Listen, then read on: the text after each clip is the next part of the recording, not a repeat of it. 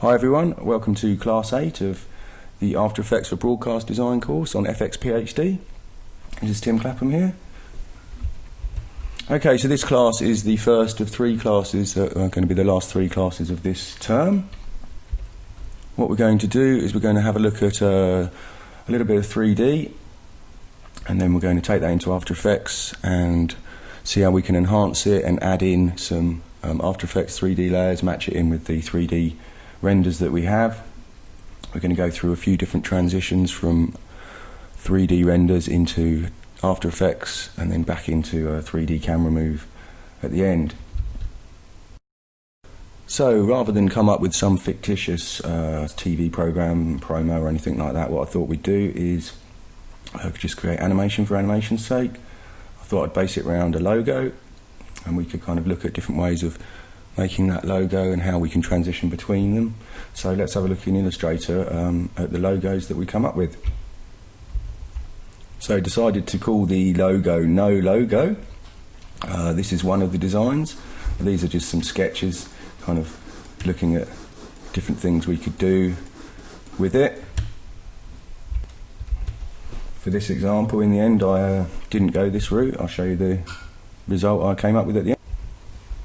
Yeah, I quite like this design here, and I think this is the one I'm going to go with. It's actually three layers of red, green and blue set to add, or it's screen actually because we're in Illustrator, but when they overlap it goes pure white. Quite like the colours and the patterns, so that's one of the logos we're going to use. Here's another logo for the No Logo design that we came up with. A kind of blocky design, again using red, green and blue. That was one idea that I had for it. In the end, I kind of like the idea that if we put a stroke on this, and if we kind of increase the size of the stroke, say to 40, you start to overlap and you get these nice colours. If you make it even bigger, it becomes illegible, but graphically it looks quite cool. So yeah, that's another logo that we're going to work with on this project. Here's another idea, this again using the red, green and blue, this time with lines to form the letters. Still very much work in progress, this one. And here's another one which is a kind of bit more crazy, kind of illegible, but I thought the dots could make quite cool transition or patterns, especially if they're all spread around in 3D. If I switch the different layers on and off, it can create different effects, which is quite cool. So we may be using this one, not sure yet. And here's another No Logo that we came up with. I think this one would work quite well translated into 3D, so we may well be using this logo in the project too. Okay, so that's the different logos that we came up with. The first thing that I did was took the blocky logo and created a 3D model of it. So here's that logo again, just to remind you, and now it's been taken out of the kind of sketch document, the one where it's just for working stuff out, and placed it into here, saved it out as revision 8. What I've done is I've positioned it so that if we just switch rulers on, the 0 position of the ruler is pretty much around the centre of the logo. So now I've exported that as a revision 8, I'm going to bring it into Cinema 4D. So inside Cinema 4D you can see that I've imported the splines and kind of named them appropriately. I've then added an extrude NURBS. Now obviously this is an After Effects course and it doesn't need to be too 3D specific, so whichever 3D application you're using and however you extrude splines, that would be the method that you use. So just here's a quick tip for the Cinema 4D users out there. If you place all your splines underneath the extrude NURBS, let me just enable that. Okay, you can see that I've set it up already. I've set it to have an extrusion of 100 units, and I've checked the hierarchical box. If I uncheck that, you'll notice that it will only affect the first spline in the hierarchy. But if we do that, it will affect all the splines. I've also given it a fillet cap with 5 steps and 3 meters. And that's what gives it the slight rounding on the front. So there we have our kind of logo extruded. Any of you that use different applications can obviously do that in the method that your application uses. But in this example, if you do use Cinema 4D, once you've set up your extrude NURBS like this, what you can do is press the C key.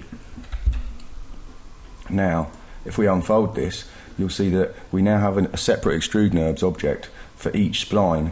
Also, the axes of each extrude NURBS is in exactly the right place where we need it, so that if we want to move or rotate that letter, it will move and rotate around the centre of the spline, rather than the very centre of the group, which was over here. So that's a pretty handy way to set up a group of extrude NURBS to all have the same parameters. Okay, back to the more generic 3D stuff. Once I'd done this, what I needed to do was apply some materials to it.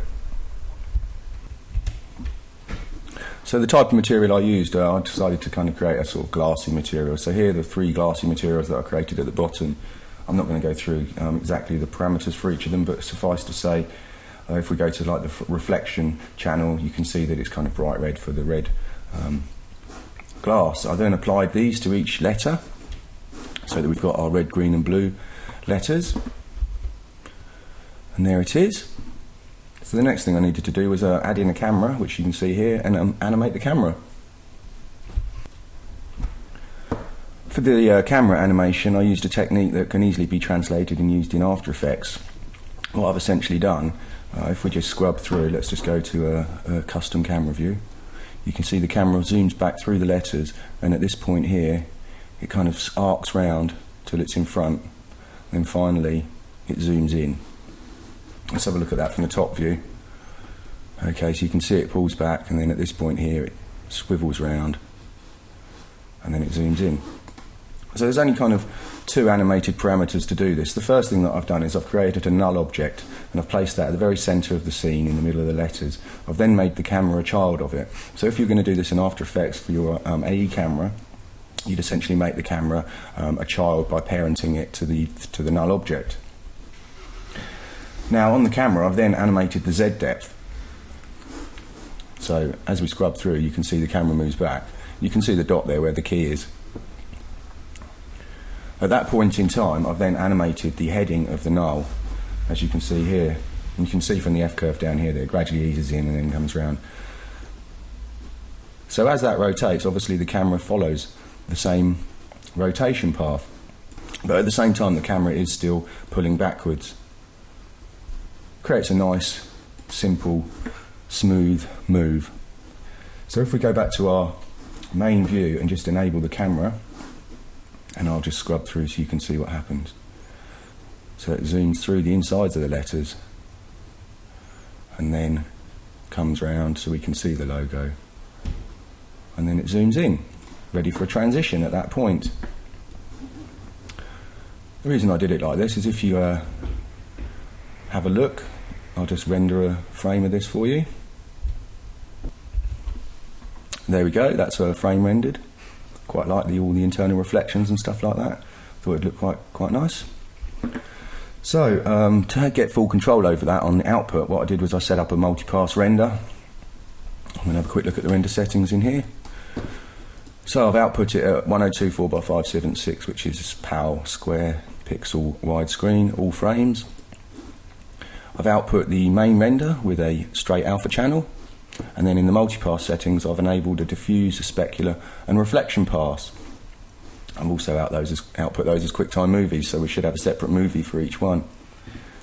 Now these are all options that are available in quite a few 3D programs. I think this one's a little bit more unique to Cinema 4D. In the save parameter we have the option here to save a compositing project file. We can choose After Effects, Combustion, Final Cut Pro, Motion or Shake. We can then export 3D data. So you can just click here to save that, or when you render it will save it automatically with the 3D renders. The other thing I've done is I've added a compositing tag onto this no logo null. It's actually an external compositing tag. That just means that when we export using the Cinema 4D compositing project file export feature, that null will be brought into After Effects. So that'd be quite handy if we need to use that to match up any positions, stuff like that. So that's all set up. So then I rendered it out, and we can jump back into After Effects now and see what we're going to do with it. So when I import the export from Cinema 4D into After Effects, this is the result that we get. You can see that we have our 3 multi-pass renders and then also the main RGB render. Here we have a solid it's created, which is a null, which was from the external compositing tag that I used, and here's the composition that it's created for us. If we have a quick look at that, I'm just going to pull this up a bit so you can see all the timeline. Okay, you can see that it's created keys for the camera for every single frame. It's essentially baked the camera. If we scrub through, you can see the render. You can also see that we have this null object here, which is positioned exactly where we wanted it to. So that's all pretty handy stuff. I'm not actually going to use it in this composition, but I'm going to copy and paste the stuff that I want into a new one. It doesn't really matter how you do it, that's just the way I'm going to work for this project. But the first thing I'm going to do is I'm going to have a look at how I can improve the render slightly, just so it has the kind of look that I'm after. Right, I've just rearranged the project window so that it's kind of set up how I normally work. And now I'm going to select these 3 items and drag them to create a new comp. I don't want to sequence the layers. Click OK. And then we have a new comp. I actually want the diffuse to be at the bottom. Just going to drag this comp back up, he says, and rename that. I've renamed that, so let's have a look at the comp. Let's just scrub through. Okay, I quite like the internal reflections here. I want to increase that. Let's just have a look at what composite modes we've got set up. Okay. At the moment, the diffuse should be on normal, and these 2 layers should be set to add. There we go, that's more like it. Okay, we're getting quite a bright specular highlight here as we come through. I think that might be a bit too flashy and not look too pretty. However, when we get further along in the timeline, I like the specular highlight that flows across the front of the letters, so I want to keep that there. So the first thing I'm going to do is I'm just going to animate the opacity of the specular highlight. That's one of the great things about multipass, is that you can adjust these things in post. So if I come to around this point here, this is where I want the specular to start appearing. So I'm just going to set the opacity to 0 at that point.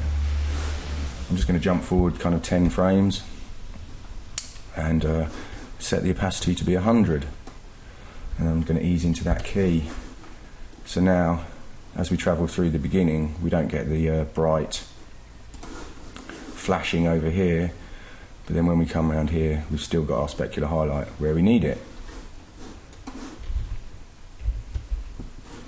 The other thing I want to do is just increase the look of the reflection. It's all looking a little bit muted here. I'm going to just blatantly just dupe that layer so it adds it twice, and then I'm going to dupe it again. But on this very top layer, I'm going to kind of blur it slightly just to give it a little bit of a glow. So I'm just going to add box blur, set that to kind of 5 with iterations of 2. If we switch that layer on and off, you can see it gives us quite a nice glow. So that's all looking pretty cool. What does the alpha look like? Okay, the alpha's solid, which is a bit of a problem. And this is because of these extra layers. There's quite an easy way to get around that though. If you remember, I've also rendered out an RGB pass, which has got a straight alpha, which is this one here. So if we just open that up. So there it is, it's kind of basically a composite of the different passes that we have. If we look at the alpha channel, there we go. So what we're going to do is we're just going to use that alpha in this comp. So first of all, I'm just going to drag that movie in, place it at the top, and I'm going to set the composite mode to be, you can't quite see it here because it's come off the bottom of the screen grab, but the composite mode that I'm using is stencil alpha. And now if we look at the alpha channel in that comp, there we go. So that'll be fine. It means we can work with some After Effects elements and stuff behind it, and it will all show through. So that's the comp set up for the blocky logo. Let's go into setting up the main comp now and adding in some After Effects. So I can close this down, come back to the main comp that's already been created. In here we've got the camera from the Cinema 4D export, and we've got the null that was exported as well. I'm going to drag in the no logo, blocky logo comp that we just made so we can see it. Cool.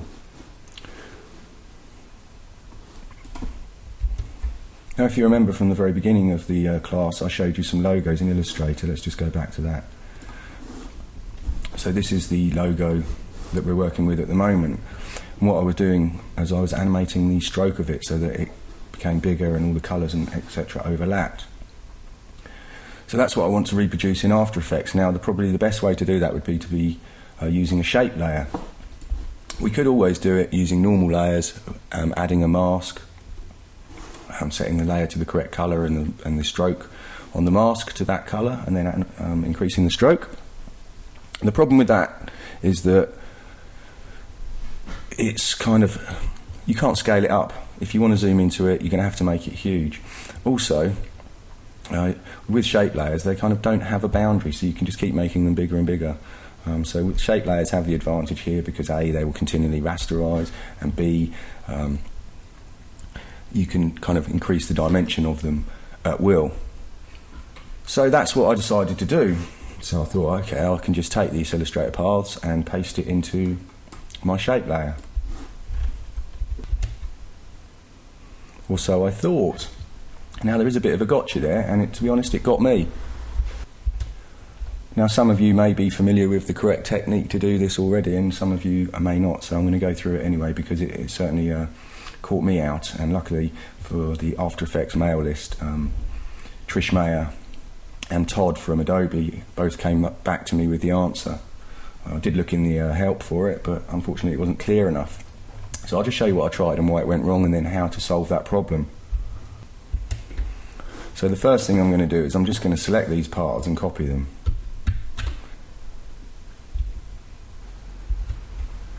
Go back to After Effects in our main comp here. Now, to paste them into a shape layer, you need to have a shape layer that already exists. So first of all, let's create a shape layer. And if you look at the help, what it says is if you want to paste paths from another application into a shape layer, you need to already have a path parameter there to paste it into. So the easiest way to do that is to just use the pen tool and just kind of create a dummy path. So if we fold this down now into Contents, under Shape, Path, you can see that we have the path parameter that we need. If we hit Paste now though, notice that it hasn't pasted it in there, it's added it as masks. And this is the problem that I was getting. I couldn't get it to paste into the path. So let's try a different method. Come back to Illustrator, select the first path, copy it, come back to our shape layer, select the path parameter, paste it in. Okay, you can see now it's worked. We now have it working as a shape layer. Cool stuff. So let's go back to Illustrator and select the next path. Seems a bit tedious to do them all like this. Copy that again. Back to After Effects. Okay, if we paste now, we're going to lose our original.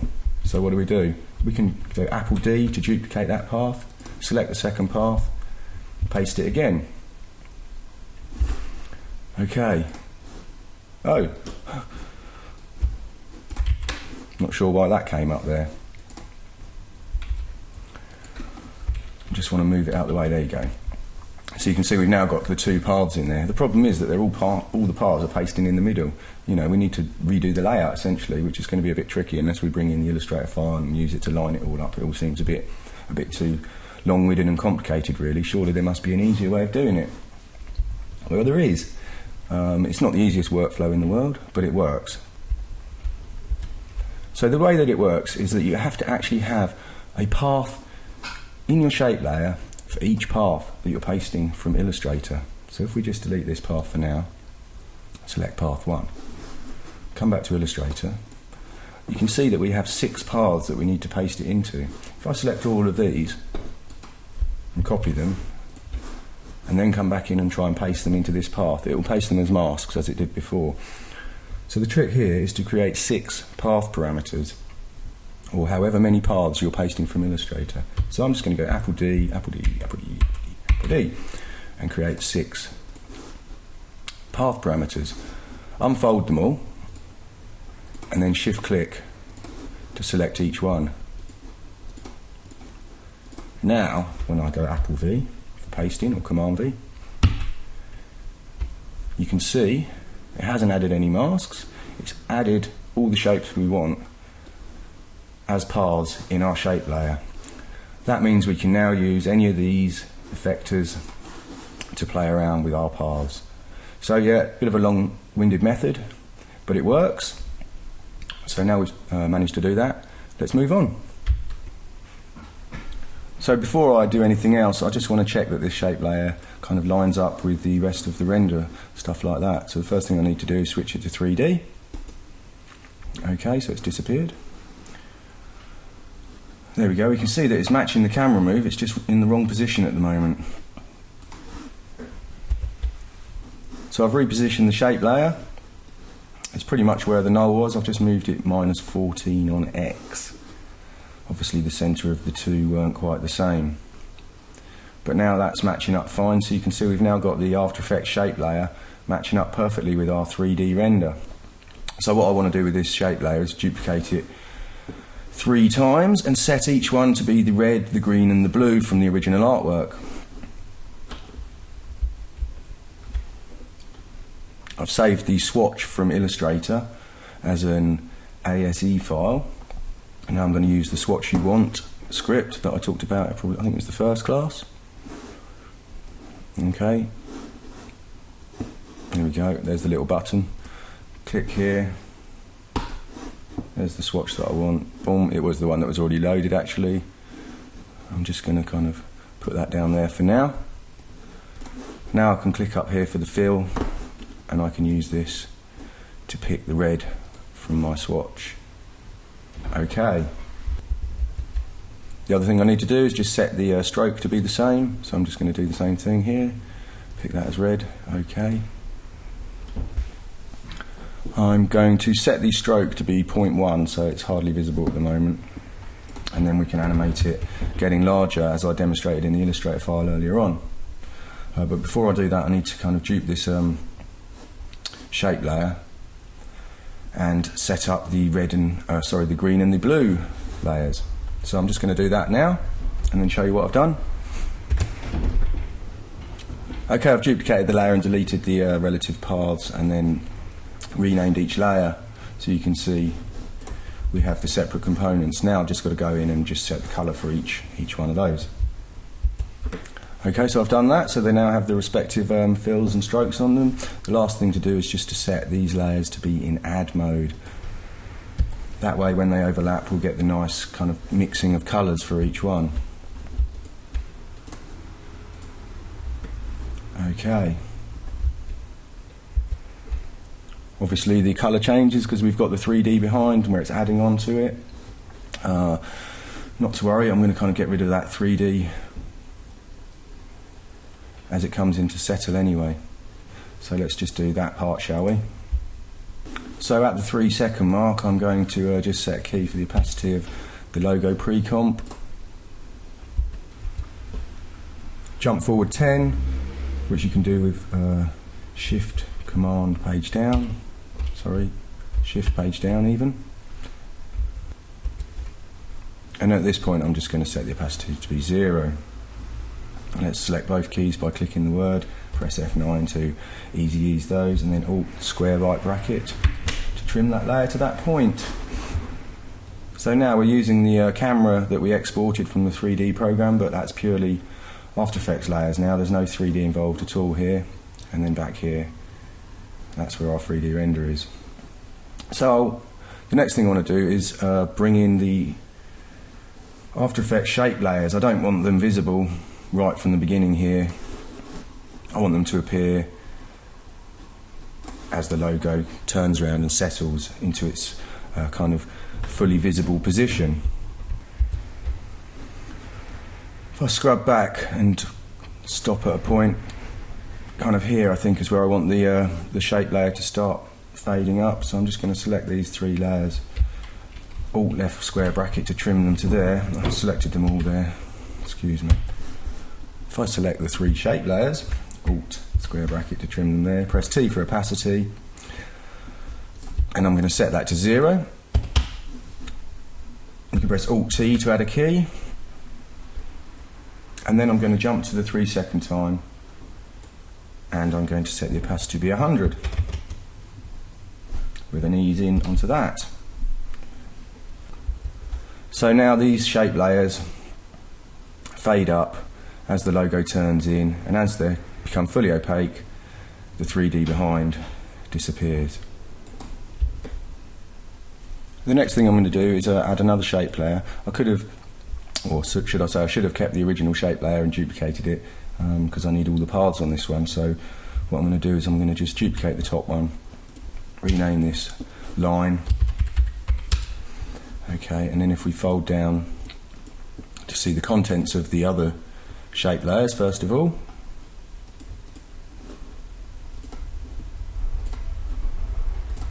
like so. Okay, we can see there seems to be an extra path on this one. Not sure how that's happened. Okay, those 2 paths are the same, so we can just delete one of those. If we just solo that layer to make sure it's still there correctly, yep. So although I should have kept the original shape layer with all the paths on one, this is an example of how to move paths between them. You can select them, you can't actually drag them onto another layer, but what you can do is you can copy and paste them. So I'm just going to copy those, go to the top layer, select the shape, and paste. It's pasted the 2 paths in. I'm just going to drag those so they're up above the stroke and the fill, so they get affected by it as well. I'm going to come down to the last layer and copy and paste these. So I've copied those, select shape here, paste them in again, and just move them up above the stroke and the fill. So if we solo that layer, we can see we have all the paths in one layer again. I'm going to just switch off the fill for this, select the stroke, and up here I'm going to make that white. I'm also going to make it 2 pixels. If we hide masks, we can now see we have a kind of outline of our logo as well. So let's unsolo that layer, and you can see that that's sitting on the letters perfectly fine. I'm going to Shift P, select the layer, Shift and P to bring up the position, and then I'm going to set the Z to -50, so it kind of brings the circles, or the outlines should I say, in front of the 3D render. Okay, I can fold up the transformation for that now. With the shape selected, I'm going to add offset paths. If we scrub around so we can see what's happening. Okay, you can see that that kind of offsets the path. You can offset it inwards or outwards. The other thing you can do is you can change the kind of mitre on it. So I'm going to set that to be round. Excuse me. And I'm going to set it to be 20 to start with. And I want that to probably be around here, I think. So that's the key for the offset amount. Now I'm going to move forward in time, somewhere around here where the logo is kind of resting in place, and I'm going to set this to be 80, so the lines expand as we move around. What I want the lines to do is kind of just draw around quite randomly. I'm not too fussy about how it does it. I'm going to use trim paths for that, so if we come in here and add trim paths, which is just off the bottom. Okay. And I'm going to animate both the offset and the end parameter. So first of all I'm going to set that to 0, and I'm going to set a key for the end and the offset, and then I'm going to come to the next key. Let's just press U so we can see. So I've lined up with this key, and I'm going to set a key for end here at 0 again, and set the offset to be 1 full rotation. If if we drag back to the middle between those two keys, I'm going to set the the end value to be 50. Okay. Click on the word end, select all the keys, press F9 to ease between those values. So now the lines all kind of draw around and then disappear. It's all happening simultaneously at the moment. I want it to happen kind of one after another. So in trim paths, we can switch the trim multiple shapes to individually. So now each path kind of draws itself on and disappears one after another. Now we can trim that layer off at that point because it won't be visible any further in time. Now I'm going to animate the stroke value of these three shape layers so that that expands and we get the nice overlap of colours that I demonstrated in Illustrator, and it should eventually wipe the screen to white, in which case we can use it to transition into the next logo. As you can see, I've moved to 322 in time, and I've set a key for the stroke for each of those layers to be 0.1. I'm going to jump to the end. I'm actually going to set these to be 500.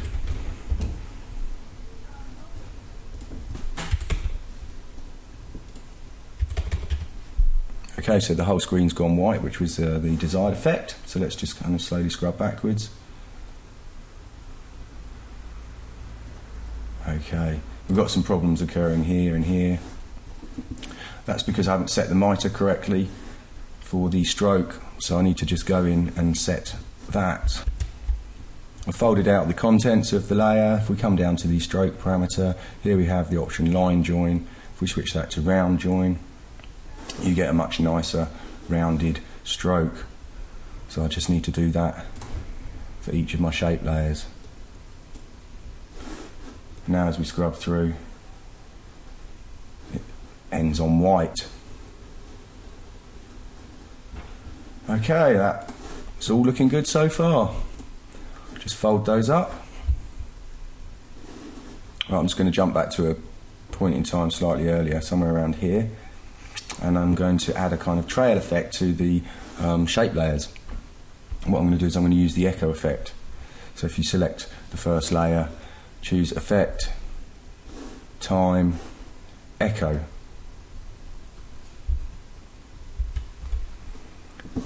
And I'm going to change these parameters. I'm going to change the echo time to minus 0.05. The number of echoes, I'm just going to set that to 10 for now. Okay. Starting intensity and decay, this is to do with how opaque they are. So I'm going to set this to 0.8 and the decay to 0.75. And I'm going to set the operator to be screen mode rather than add.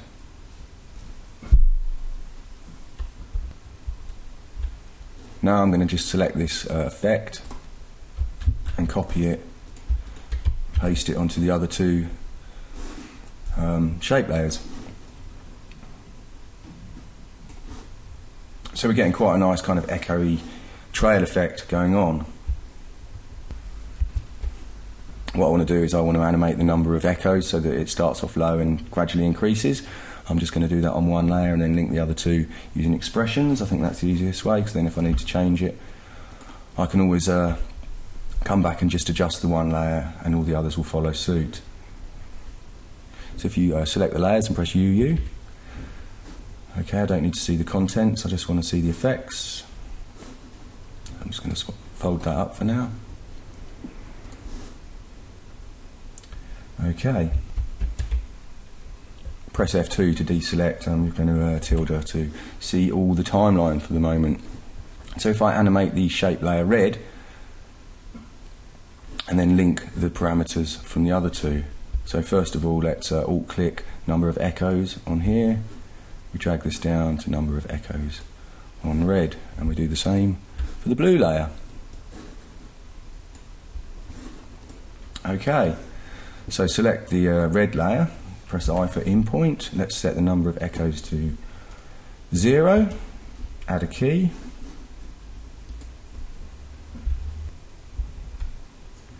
and jump to the end of the timeline, set the number of echoes to be 15.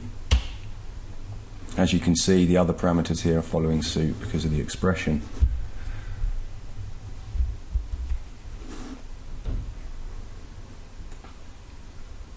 So we're getting quite a nice trail effect going on as well. I've rendered a RAM preview so you can see where we've got to. Everything seems to be working fine. Get some quite nice patterns from the echo as it zooms towards us as they all overlap. Cool stuff. Just going to jump forward frame by frame. So this is the point where it's pure white. So jump back one frame, and I'm just going to trim these layers to that point because that's the point of the next transition. As long as we start the next transition on pure white, everything should work pretty seamlessly. So let's trim those to that point there. Okay, so we're ready for the next transition there. That's something that we'll be doing next week. Just before we finish this class, I'm just going to add in just some small background detail. I'm sure later we'll come back and jazz it up slightly, but I just want to add in something just for now. So I'm going to go Command Y to add a new solid, OK that, and drag it to the bottom. Next I'm going to add the ramp effect, generate ramp, set it to a radial ramp, and invert the colours for now. Okay, so I can just pull the start of the ramp to the middle and the end of the ramp I'm going to take to the corner. If we then choose Effect, Colour Correction, Colorama. Okay, Colorama is a pretty cool tool. It's one of the best ways to get gradients. Unfortunately, After Effects doesn't have a particularly great gradient tool, but if you use the ramp effect and then combine it with Colorama, you can effectively have multicoloured gradients very easily. If you go to the output cycle, here you can see the colours that are used. This point here corresponds to black, and this point here also corresponds to white. If we put up ramp red, you can see what I mean. So this is the lightest part and this is the darkest part. If you click and drag round, you can move the knots on the gradient. If you click down here and drag across, you can also adjust the alpha of each knot, so you can have kind of transparency within your gradients. So that's all pretty cool. I actually want it to start with black, so I'm just going to double click the red knot and set that to black. So now the whole thing's black. And now I'm going to select the other knots, which is pretty difficult to see, but you can tell from this arrow which one you've selected. Double click that. And I think I'm going to select a colour like that, dark red. Quite subtle, just kind of frames the logo. If you wanted to add any more knots on the gradient, you literally just click and it comes up with a colour picker. And you can OK that, and then you can kind of move them wherever you want. To actually get rid of the knot, you just pull it off. You can also go in here, modify, and it has the option to modify different channels only, modify alpha, and to change empty pixels. That's quite handy to remember because quite often you don't want it to modify the alpha. So if it's coming out a bit funky, check that. Obviously it's not relevant for us because we haven't got an alpha on this layer anyway. Okay, so there you go. Now we have a bit of a gradient in the background. So the comp's starting to come together. So I've made a RAM preview of where we've got to so far, and that's the end of this class. During this class we looked at how I set up the logo in 3D. We then rendered that out with multipass using a few different layers, and also exported the camera data and brought it into After Effects. We took the same logo from Illustrator, copy and pasted the paths into shape layers. Bit of a funky workaround for that, but got there in the end. Then we added another shape layer and we used trim paths and offset paths, stuff like that. Finally we animated the stroke just to create the wipe at the end. Next week we'll be continuing with this. We'll be transitioning through a couple more logos and ending up using another 3D camera move. So we'll have a look at how we go from the After Effects camera back to using 3D camera export. I hope you enjoyed this class, and I look forward to the comments in the forum. This is Tim signing off for another week. I hope you have a good week. Thanks very much.